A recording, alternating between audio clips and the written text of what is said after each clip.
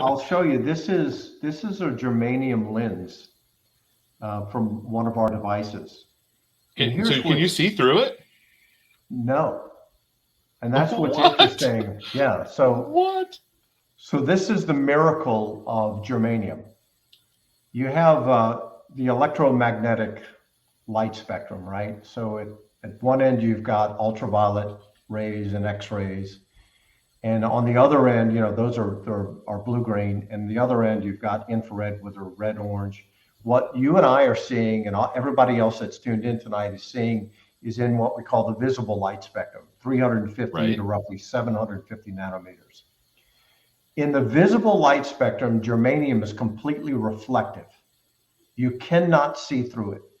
It would not matter if this was as thin as a sheet of paper or tissue paper. You couldn't see light coming through.